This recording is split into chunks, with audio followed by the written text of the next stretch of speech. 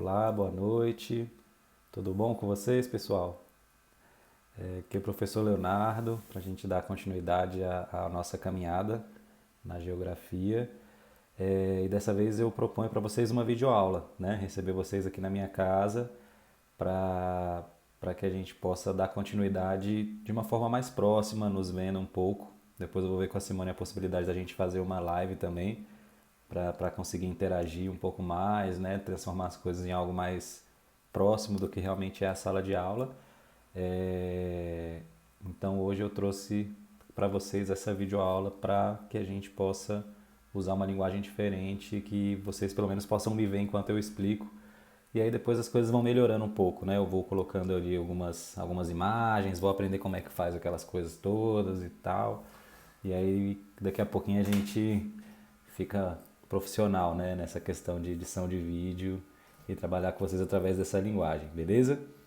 Então, viva Jesus em nossos corações para sempre, para que a gente possa dar início aí à nossa aula com tranquilidade, tá bom?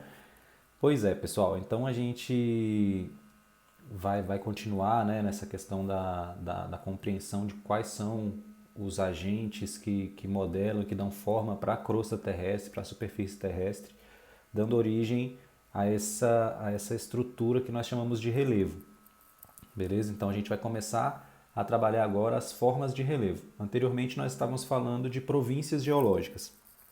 Províncias geológicas são estruturas geológicas maiores em extensão do que as formas de relevo, que são estruturas um pouco menores.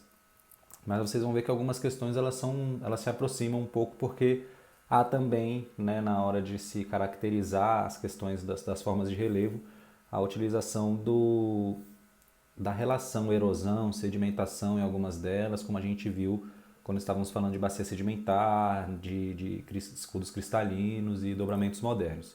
Beleza? Mas não vamos confundir, tá, galera? Porque uma coisa é uma coisa e outra coisa é outra coisa. Inclusive, na aula passada eu estava falando para vocês que as províncias geológicas elas são as bases geológicas que sustentam os relevos que estão acima delas. Beleza? Então, são estruturas muito maiores e que tem essa conotação aí de base dessa estrutura. Beleza? Então, antes de dar continuidade, eu quero só lembrar vocês aqui que me ocorreu agora aqui, que enquanto eu vou falando com vocês, pessoal, é importante que vocês acompanhem com a apresentação em Prezi que eu já disponibilizei para vocês no Google Classroom, beleza? Então abre lá a apresentaçãozinha, enquanto vocês vai vendo no celular, você coloca lá no computador para ir acompanhando comigo, beleza? Eu estou lá no Step 1 nesse momento, então você coloca aí o seu slidezinho exatamente para que você possa acompanhar, beleza? Então vamos começar fazendo as definições que são importantes para a gente compreender essas questões relacionadas a relevo, beleza? Então a gente entende como relevo o resultado da interação das forças internas da Terra, que dão origem a estruturas minerais, com os agentes externos, com a dinâmica e a força externa, né? As forças exógenas da Terra, que vão lapidar, que vão dar formato para essas estruturas que foram formadas pela dinâmica interna da Terra. Beleza?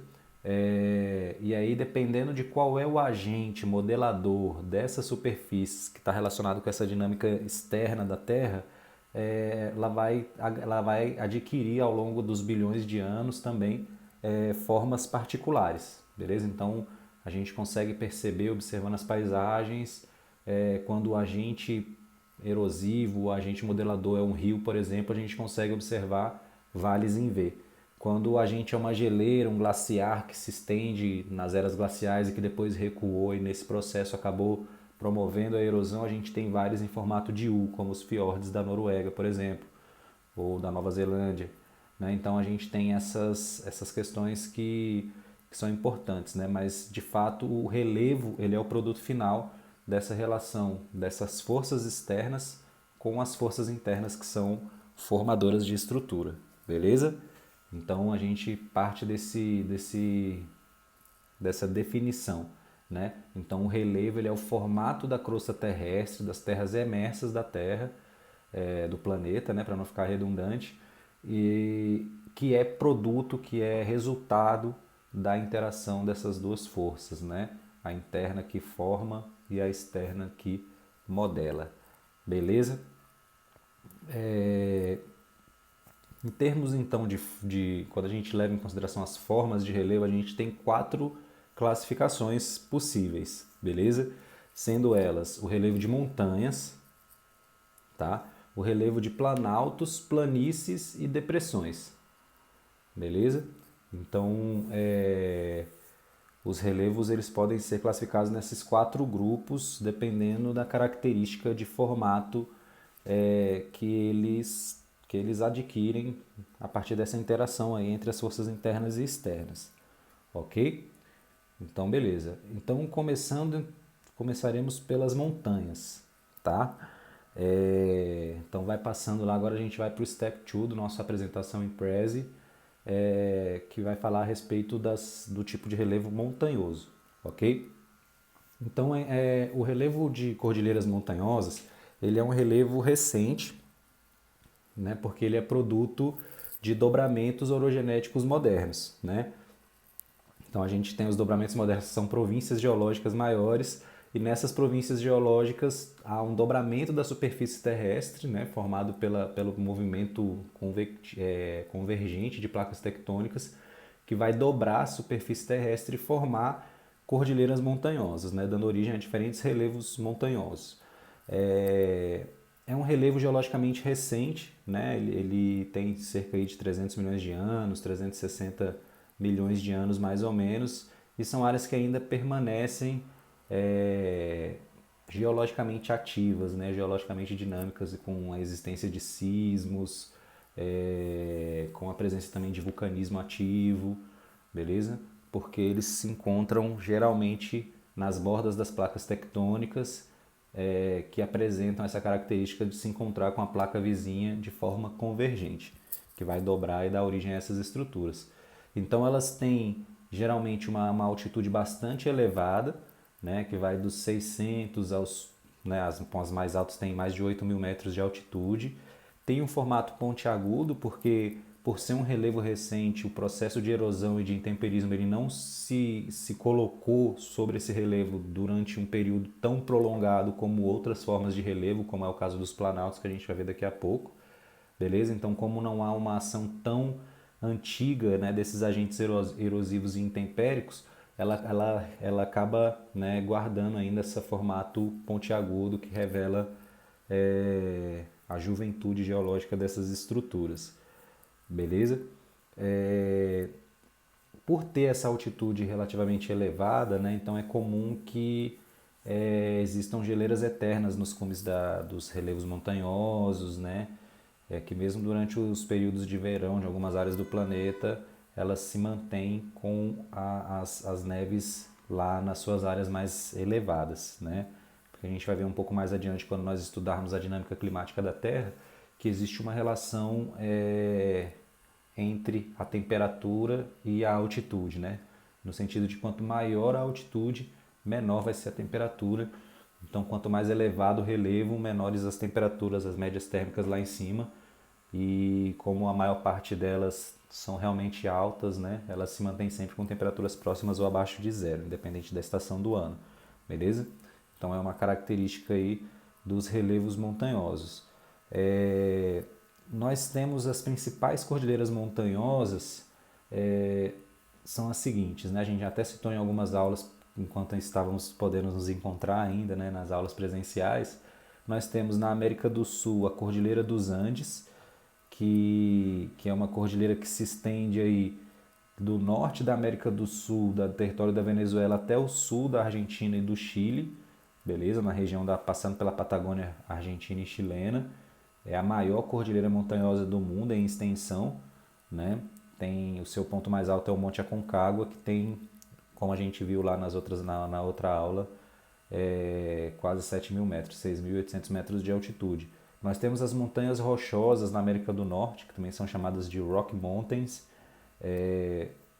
que tem outras cordilheiras menores, Sierra Madre Ocidental, que vai até a região do México ali, mas elas também são dobramentos que apresentam essa característica dinâmica, esse relevo montanhoso de fato, né, que vai do Canadá, passando pelo território do Alasca, aliás, passando pelo Canadá até o território do México, né, ao sul dos Estados Unidos. Nós temos a Cordilheira do Himalaia, a Cordilheira do Atlas, pessoal, que fica lá no norte da África, ali na região do território do Marrocos, perto do Estreito de Gibraltar, né? A gente, um pouco mais ao sul, ali tem uma cordilheira montanhosa bastante robusta, que é a Cordilheira do Atlas, né? Que é bastante interessante da gente levar em consideração, tá bom? Além dos Alpes e do Cáucaso no território europeu, também são importantes cordilheiras montanhosas aí que existem. No território brasileiro, como nós sabemos, não há a presença desse tipo de relevo, né? O que é uma pena em alguns aspectos, mas é uma bênção em outros, porque não tendo esse tipo de relevo significa que a gente vive em um país tectonicamente estável, né? E não precisamos conviver com alguns fenômenos naturais que poderiam ser realmente problemáticos, né? Então, beleza. Então, esses são os relevos montanhosos, né? Eu trouxe para vocês uma foto aí na apresentação de Prezi, quero que vocês avancem aí dentro da parte de relevo montanhoso. Tem uma foto bem bonita de uma das regiões mais bonitas do planeta, que é a região de Torres del Paine, no sul do Chile, lá no extremo sul da América do Sul. Então é uma das cordilheiras montanhosas mais bonitas do mundo aí. Espero que vocês gostem da foto que eu escolhi para vocês. Beleza. Continuando então, a gente vai para o step 3, né, para o nosso terceiro passo dentro da apresentação de Prezi, que é a parte relativa ao relevo de Planalto, beleza? Então a gente tem um relevo de Planalto, o que caracteriza ele é o fato dele ser elevado se comparado com os relevos que estão em volta dele. Ele apresenta superfície irregular, né? E essa irregularidade de superfície vai fazer com que o processo de erosão ele predomine sobre o processo de sedimentação, beleza? Então a gente vai ter a erosão acontecendo com mais intensidade. Isso vai afetar muito, por exemplo, a questão da hidrografia, de característica de rios, de potencialidades que eles podem apresentar em termos energéticos ou não. Quando a gente trabalha a hidrografia, nós vamos fazer essa relação aí, relevo e águas superficiais, beleza? Mas a princípio é importante que a gente saiba que o Planalto ele não é um lugar plano e alto, como muitas vezes a gente aprende lá no iniciozinho do ensino fundamental, né? Na verdade, é um relevo mais heterogêneo do que isso, e ele apresenta, em alguns lugares, uma superfície aplanada no topo dos relevos, né? Que são as chapadas, que é uma feição de relevo de Planalto, mas não é uma via de regra. Então, caracteristicamente, a gente considera que o relevo planáltico ele é elevado se comparado aos relevos circundantes e ele apresenta como característica um terreno irregular, beleza? E essa irregularidade faz com que os rios que corram nesse tipo de relevo eles tenham um grande potencial energético, porque o desnível do relevo ele favorece o potencial que a água tem de movimentar geradores energéticos e gerar energia, beleza? A partir da matriz hidrelétrica, ok? Esses relevos planálticos, eles apresentam nas suas proximidades, né, nas proximidades dos seus limites, digamos, com outros relevos, com as planícies, por exemplo, ou depressões que a gente vai ver na frente, eles apresentam o relevo de platô, de chapada, né?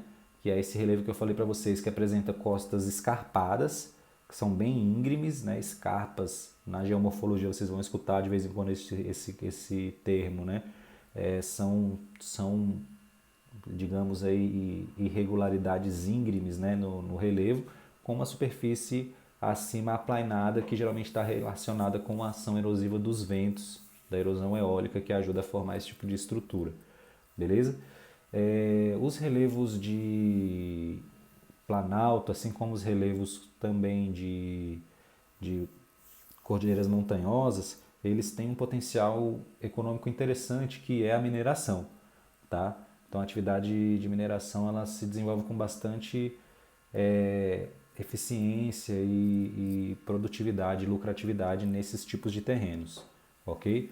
Não que não haja também agricultura pecuária em terrenos principalmente de planalto, né? Não tanto de cordilheira montanhosa, mas a potencialidade mineral é bastante interessante mesmo, ok?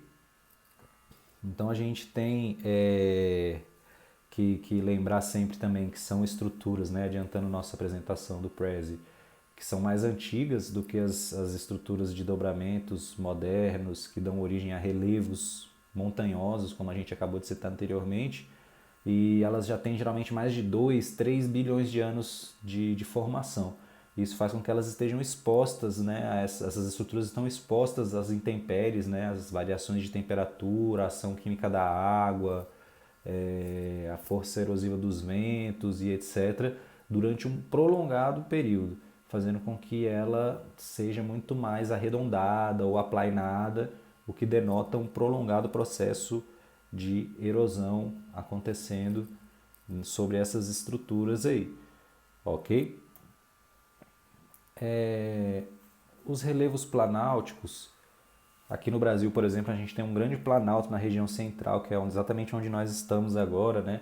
A mais ou menos 1.100 metros de altitude com relação ao nível do mar, tá? Que é o chamado Planalto Central.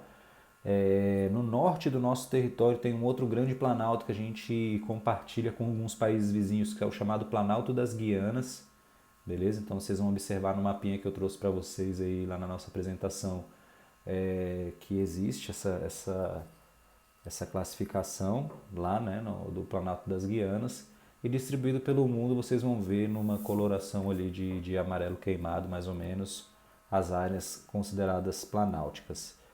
Beleza? Eu trouxe para vocês também um mapa do Brasil que foi produzido por um geógrafo muito interessante, muito produtivo nessa disciplina, que é o Jurandir Ross, que ele foi o cara que caracterizou e levou em consideração a existência das depressões, que a gente vai ver um pouquinho mais adiante na nossa aula, beleza? Então vocês vão ver no mapa do Jurandir Ross, que está na nossa apresentação, a parte mais escura, mais avermelhada do mapa são os planaltos, as partes amareladas são as depressões e as partes esverdeadas, que são poucas, nós consideramos as planícies, beleza? Então é um mapa que está presente os dois mapas, né? Um mapa do relevo do mundo todo no Step 3 e também tem um mapa do relevo brasileiro de acordo com o Jurandir Ross, beleza? Dando sequência aí, a gente vai para os relevos chamados planícies, né? As planícies são relevos, ao contrário dos planálticos, né? Rebaixados, se a gente for compará-los com os relevos que estão em volta, beleza? E a superfície dele é bastante aplainada e relativamente inclinada, bem pouquinho, beleza? O que faz com que o processo de sedimentação, que é essa recepção de matéria mineral vindo de outros lugares mais altos, aconteça de forma muito intensa nesse tipo de relevo que são as planícies, ok? Ao contrário do relevo planáltico, que se sobrepõe lá a erosão. Nesse caso, no relevo de planície, é a sedimentação.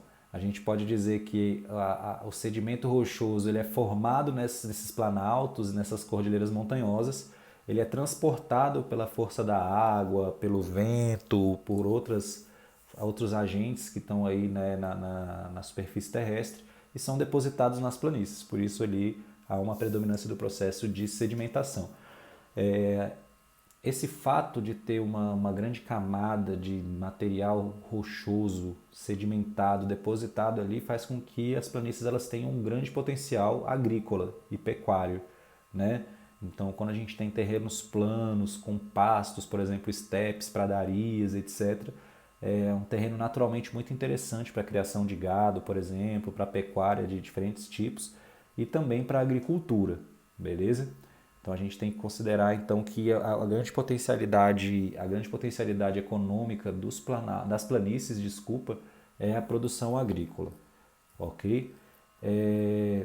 Dependendo de qual for o agente que deposita os sedimentos ali, tendo em vista que esse relevo ele é onde predomina a sedimentação, dependendo do tipo de agente que faz esse processo acontecer, a gente pode classificar as planícies em alguns subgrupos, beleza? Então a gente tem, quando o agente que deposita os sedimentos ali naquela área é um rio, a gente vai chamar de planícies fluviais, beleza? Como por exemplo a planície amazônica, é uma planície fluvial, ok?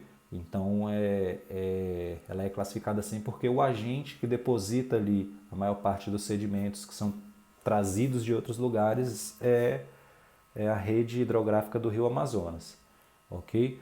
No caso do exemplo que eu dei, né? Mas a gente tem todas as planícies fluviais, elas têm essa característica de o agente formador ser um rio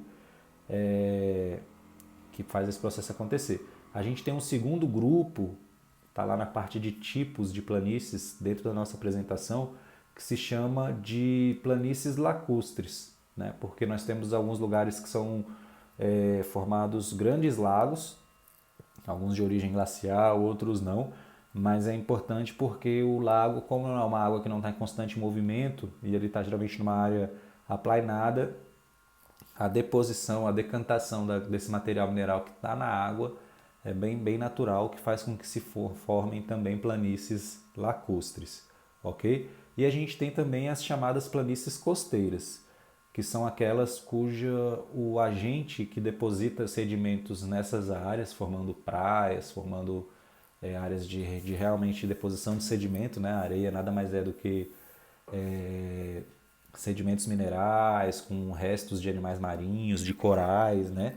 Então a gente tem essa característica aí nas planícies costeiras, beleza? Então nós temos esses três tipos, tá? No mapa dessa parte da nossa apresentação eu trouxe uma outra classificação que não leva em consideração a existência de depressões, que foi produzido por um outro geógrafo bastante importante aqui no Brasil, que é o Aziz Absaber, beleza? Ele produziu esse mapa anteriormente ao Jurandir Ross, né? E é uma abordagem, ele levou em consideração critérios diferentes para estabelecer essa regionalização. Então, por isso que são mapas de relevo diferentes, eles têm algumas semelhanças, obviamente, mas nenhum dos dois estão errados, né? São só mapas que foram criados a partir de critérios diferentes entre si, beleza? Tudo bem então, galera. Dando sequência aí, eu trouxe para vocês uma foto de uma planície fluvial que é formada pelo Rio Araguaia. O Rio Araguaia ele nasce num planalto, ele passa por uma depressão e ele termina numa planície, né? E essa parte de planície, os rios, como o terreno é aplainado, os rios ficam muito sinuosos, né? Eles fazem curvas e depositam areia nos cantos, né? Então, para vocês verem como um rio de planície ele corre, eu trouxe uma foto do Rio Araguaia e percebam que no Rio Araguaia tem algumas ilhas de areia, os cantos formam algumas praias de rio, né? Que é uma demonstração clara aí de deposição de sedimentos em um relevo de planície, beleza? Então eu escolhi essa foto com esse intuito de que vocês pudessem observar essa deposição de sedimentos. Então eu falei para vocês de um relevo elevado, se comparado aos relevos circundantes, e um relevo aplainado, né? No meio dessas duas coisas existe um terceiro tipo de relevo, que é um relevo intermediário entre esses dois, que é o relevo de depressões, beleza? Que são as depressões. Então as depressões elas são relevos relativamente inclinados, que interligam relevos mais elevados e relevos mais caracterizados por serem rebaixados. Por ser uma área de inclinação, ela também tem uma predominância do processo de erosão, tá? Mas não tanto quanto no Planalto, nem tão pouco quanto na planície, tendo em vista que é um relevo ali que está numa região de transição entre esses dois relevos, que tem essas características tão distintas entre si, beleza? E aí ele apresenta também potencial agrícola, potencial pecuário, etc., porque ele já apresenta uma superfície bem mais regular do que, por exemplo, um planalto ou uma cordilheira montanhosa. Então ele tem também essa característica. E aí, dependendo da característica dessas depressões, a gente pode classificar em dois subgrupos, tá? O primeiro deles são as depressões absolutas, que são aquelas que se encontram abaixo do nível do mar, porque pode acontecer, por exemplo, em uma área continental, pessoal, que haja um dobramento, que provoque, por exemplo, um soerguimento e um afundamento de parte da crosta, que a gente chama de epirogênese.